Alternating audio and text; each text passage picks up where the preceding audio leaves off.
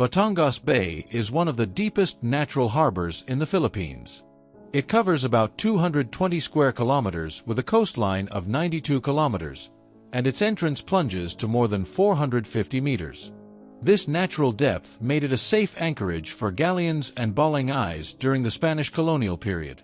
Sugar, coffee, and cattle from Batangas were shipped to Manila, while traders from China, Japan, and Europe also passed through. By the late 19th century, Batangas Pier was already a hub of activity. Local records describe it as a center for inter-island trade, with goods flowing in and out of southern Luzon.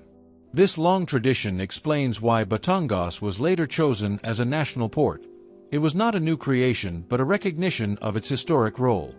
During the American colonial period, the U.S. Army Corps of Engineers and the Philippine Commission ordered surveys of Batangas Bay. These surveys in the early 1900s were meant to identify secondary ports that could relieve Manila and to map harbors for possible naval use. By the 1930s, Batangas Pier was handling agricultural exports and passenger traffic, serving as a modest but vital link in the archipelago. World War II highlighted its strategic importance. Japanese forces used Batangas Bay as a landing and supply point. In 1945, the U.S. established Base R in Batangas City, a major logistics hub for the U.S. 8th Army. From here, supplies and troops were staged for the invasion of Okinawa and the planned invasion of Japan itself. The port thus became part of the final campaigns of the Pacific War in the 1940s. In 1956, the Philippine government declared Batangas a national port. This marked its transition from a regional pier to a state-managed gateway. The move was part of post-war modernization and decentralization of trade away from Manila. By the 1990s, Batangas Port had become the second highest revenue-generating port in the country, trailing only Manila. Its growth was tied to the rise of Calabarzon as an industrial hub. The Batangas Container Terminal, built under the Japan-funded Batangas Port Development Project, expanded capacity but faced underutilization issues in its early years. Today, Batangas International Port is recognized as the largest and most modern passenger terminal managed by the Philippine Ports Authority. The expanded passenger terminal building, inaugurated in 2024, can now accommodate 8,000 passengers at a time, up from 2,500. Annual passenger capacity has risen from 4 million to 12.8 million.